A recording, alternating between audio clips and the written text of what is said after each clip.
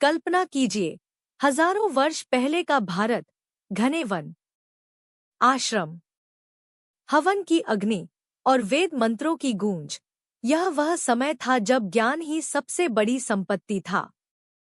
और इसी युग में जन्म लेने वाली थी एक ऐसी स्त्री जो धन को ठुकराकर अमरत्व चुनेगी।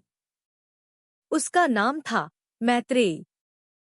मैत्रेयी का जन्म एक विद्वान ब्राह्मण परिवार में हुआ।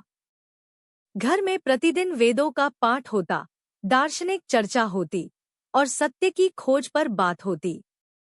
ज्ञान उनके लिए किताब नहीं, जीवन था। जब बाकी बच्चे खेल में व्यस्त रहते, छोटी मैत्रेयी सवाल पूछती, मैं कौन हूँ? मृत्यु के बाद क्या होता है जो बदलता नहीं? वह क्या है? उनके प्रश्न उम्र से बड़े थे। यह साधारण बालिका नहीं थी। उन्होंने वेद पढ़े, उपनिषद पढ़े, यज्ञ की विधि जानी और मंत्रों का अर्थ समझा। वे केवल सुनती नहीं थी, समझती थी, सोचती थी, तर्क करती थीं। धीरे धीरे लोग उन्हें ब्रह्मवादिनी कहने लगे। उनकी आंखों में जिज्ञासा थी, वाणी में शांति, पर विचारों में अद्भुत दृढ़ता। उन्हें धन, आभूषण या ऐश्वर्य में रुचि नहीं थी। उन्हें चाहिए था सत्य। समय आया विवाह का। महान ऋषि और दार्शनिक याज्ञवल्क्य ने उनसे विवाह किया। यह दो शरीरों का नहीं, दो विचारों का मिलन था। आश्रम में दो पत्नियां थीं, कात्यायनी और मैत्रेयी। कात्यायनी गृहस्थ जीवन में संतुष्ट थी, पर मैत्रेयी का मन आत्मज्ञान में लगा रहता।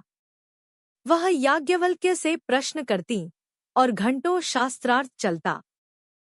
समय बीतता गया, पर मैत्रेयी के मन में एक ही प्रश्न गूंजता रहा, क्या जीवन केवल जन्म और मृत्यु के बीच का समय है या इसके पीछे कोई शाश्वत सत्य है? एक दिन याज्ञवल्क्य ने कहा, मैं अब संन्यास लूंगा। अपनी सारी संपत्ति तुम दोनों में बांट दूंगा। यह सुनकर वातावरण शांत हो गया।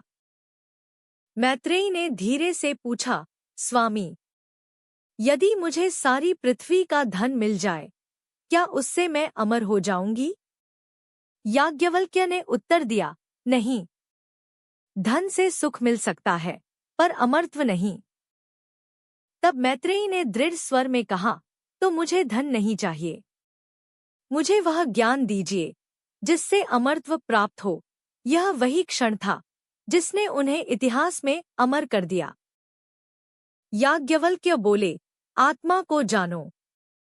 पति आत्मा के कारण प्रिय है, धन आत्मा के कारण प्रिय है, सब कुछ आत्मा के लिए प्रिय है। यह संवाद बृहदारण्यक उपनिषद में दर्ज है।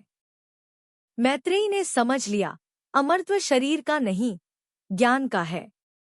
जो आत्मा को जान लेता है, वह मृत्यु से परे हो जाता है। आज हजारों साल बाद भी उनका नाम लिया जाता है, क्योंकि उन्होंने धन नहीं, ज्ञान चुना था। धन खत्म हो जाता है, संपत्ति छिन जाती है, पर ज्ञान, वह अमर कर देता है। मैत्रेयी ने साबित किया, स्त्री केवल घर की सीमा नहीं, ब्रह्मज्ञान की अधिकारी भी है। और यही है भारत की असली शक्ति। आज से हजारों साल पहले एक स्त्री ने धन नहीं, ज्ञान चुना था। उसने साबित किया, अमर वही होता है जो सत्य को चुनता है। अगर आप भी ऐसी ही भुला दी गई वैदिक ऋषिकाओं और वीरांगनाओं की सच्ची और प्रेरणादायक कहानियां जानना चाहते हैं, तो इस ज्ञान की यात्रा का हिस्सा बनिए। चैनल को अभी सब्सक्राइब कीजिए और बेल आइकन दबाइए, क्योंकि अगली कहानी शायद आपकी सोच बदल दे।